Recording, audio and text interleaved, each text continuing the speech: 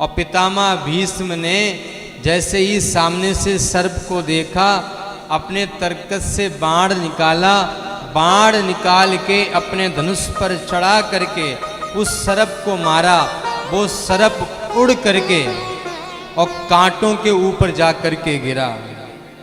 जब वो कांटों के ऊपर जा करके गिरा, वो सर्प जब उसके कांटे उसके शरीर में चुभे, उसके शरीर से रक्त निकलने लगा।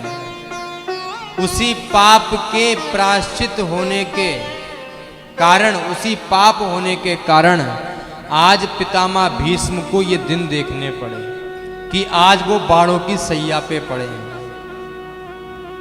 पितामह भीष्म बाणों की सैया पर पड़े हैं। कहां? कुरुक्षेत्र में, और प्रतीक्षा कर रहे हैं भगवान की।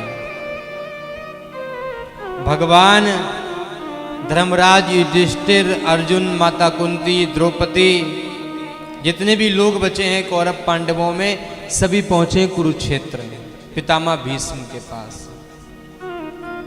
जब कुरुक्षेत्र पहुंचे, पितामह भीष्म का दर्शन कर रहे हैं प्रभु। पितामह भीष्म ने जैसे ही देखा, भगवान मदन मोहन आ गए, भगवान कृष्ण आ गए। पितामह, अंतिम समय में आपका दर्शन हो गया, अब जीवन धन्य हो गया। सभी लोगों की सभा लगी है, सभी लोग खड़े हैं, पितामह भीष्म बाणों की सैया पे पड़े हैं। सभी अपनी अपनी बातें कर रहे थे।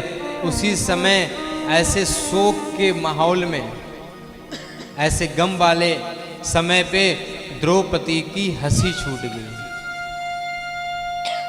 जैसे ही द्रौपदी की हंसी छूटी, पितामह भीष्म बोले, बेटी तुम हंसती क्यों हो? पितामह भीष्म धर्म के उपदेश दे रहे थे। धर्म के उपदेश देते हुए द्रौपदी की जैसे ही हंसी छूटी, तो पितामह भीष्म द्रौपदी से कहते हैं, बेटी तुम हंसी क्यों? इसका क्या कारण है? आज द्रौपदी कहती है, पितामह भीष्म आज आप बड़े उपदेश दे रहे हो, आज आपको बहुत उपदेश आ रहे हैं। आज आपको ये समझ नहीं आ रहा है कि ये उपदेश उस समय दिए जाते जिस समय मैं भरी सभा में लाई गई थी। उस समय आपने एक भी उपदेश नहीं दिया, एक बार भी अपने पुत्रों को, अपने इन कौरवों को नहीं समझाया, इन पांडवों को नहीं समझाया कि एक स्त्री की बिना मर्जी से उसको दांव पे लगा दिया इन पांडवों ने।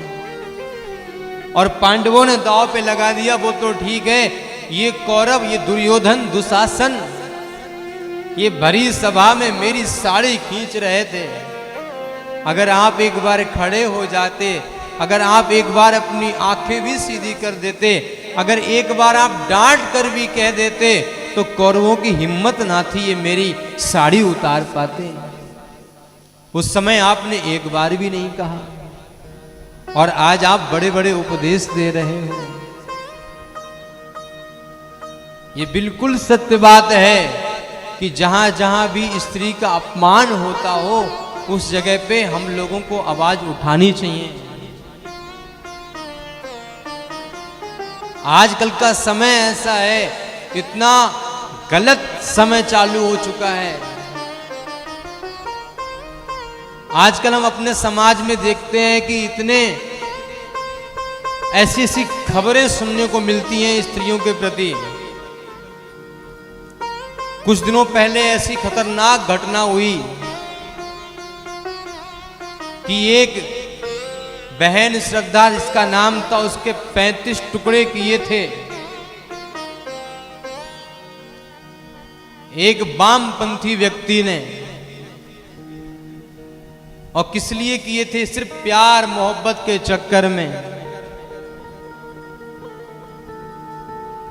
वहां पे स्त्री का सम्मान कितना है हम सब लोग जानते हैं, लेकिन अपनी सनातन संस्कृति में जहां पर भी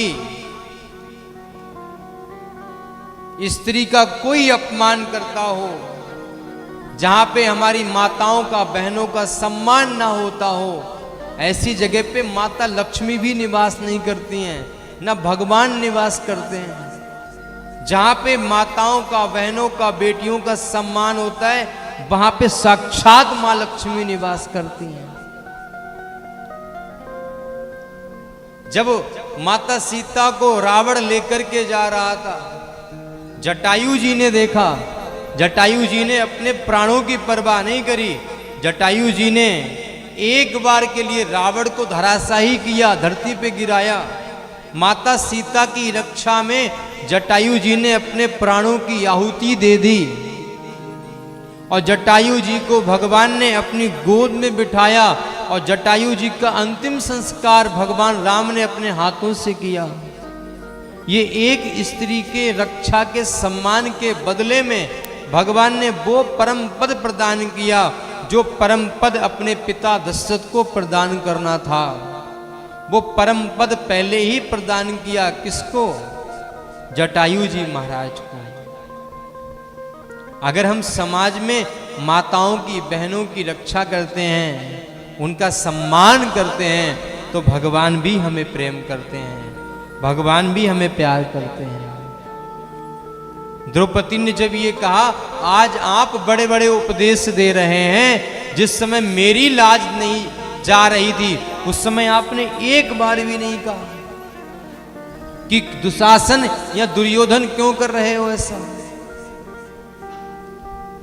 पितामह भीष्म कहते हैं, बेटी मैंने दूषित अन्न खाया था, अर्जुन के बाणों ने मेरे इस शरीर को बाणों से छलनी कर दिया, एक एक रक्त की बूंद आज नीचे गिर गई, मेरा मन पवित्र हो गया, आज मैं शुद्ध हो गया हूं, इसलिए मेरे मन में शुद्ध विचार आ रहे हैं।